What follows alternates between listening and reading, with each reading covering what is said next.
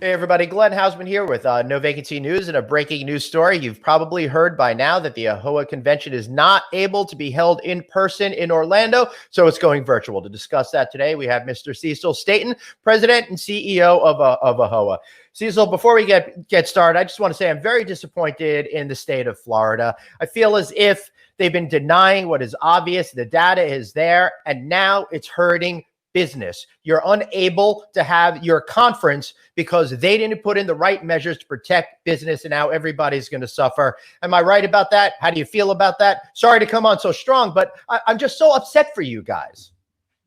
Well, we are incredibly disappointed, Glenn. As you know, we've been working for weeks to plan what we believe would have been a great event for our industry. It would have been a beacon of hope for our industry as we prepare to come out of this mess and get the economy fully reopened and travel established again. So we were very disappointed this weekend when the Florida Department of Health issued new guidance, I assume based upon the recent spikes in COVID-19 cases across Florida. But the new guidance clearly indicated from the Department of Health, no gatherings larger than 50 people. Well, there's just simply no way we can have a convention.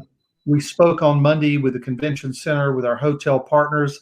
They were as caught off guard by this as we were. My goodness. But look, Glenn, in fairness to our vendors, I mean, I just could not put them at risk having to expend all the money it would take to keep their booths and their materials.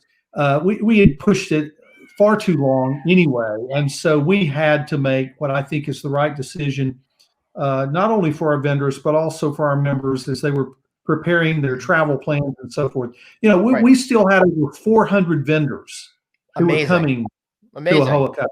We still had about 2,500 members who were registered to come, and we had a lot of marketing pushes going on where we think that number would have grown actually. And it would have.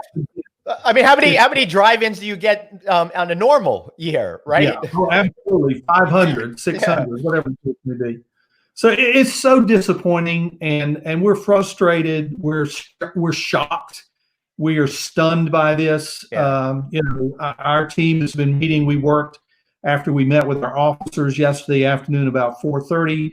We worked late into the night to prepare our communications plan. I was up this morning reviewing things about 6 o'clock, but it's the best decision. We had to do it, and it's the right decision under the circumstances. But it doesn't mean that I have to be happy about the decision, right? Because I'm very disappointed, because what you said was really important. I really thought that this was going to be the emotional reset, the warm up, the let's get over this together thing. So come Labor Day, we could all get back on the road, get back to doing what we love to do. And now I feel like that's been ripped away from me. But the show must go on, Cecil, right? So you're not canceling the event. You're going to reformat the event. You're going to bring some virtual elements to people.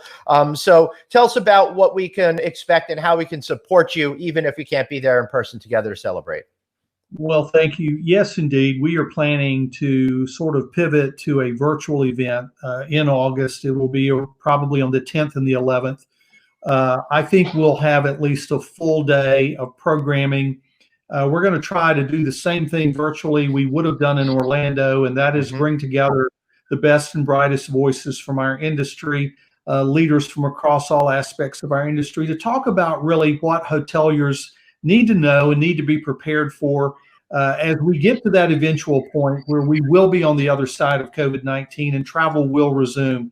Lots of questions, lots of issues.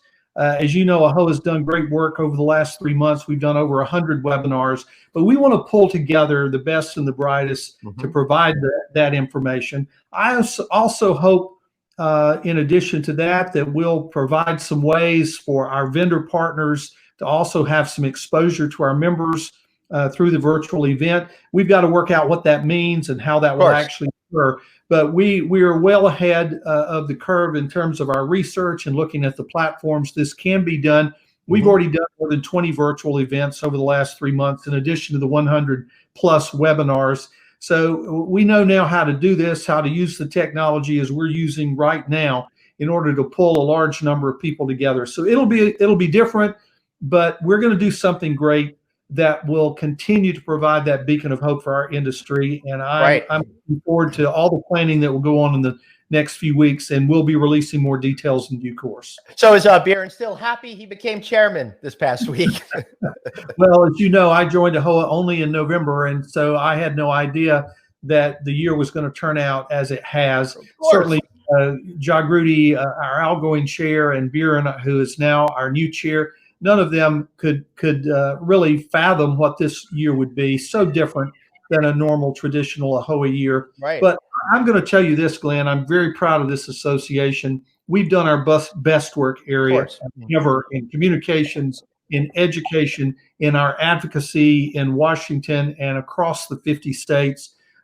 We are there to be the foremost resource and advocate for America's hoteliers, and we're going to continue with that commitment, even if it means we have to learn how to do things a little differently and even virtually for the foreseeable future. Well, I got to tell you, not just your organization, everybody in the industry has really stepped up during this time. I've never seen so many people come together in the spirit of finding mutual success, and it's been absolutely terrific. And your organization has been leading the way to help on Capitol Hill and to help educate the property level hotelier all at the same time. What a Herculean task you stepped into.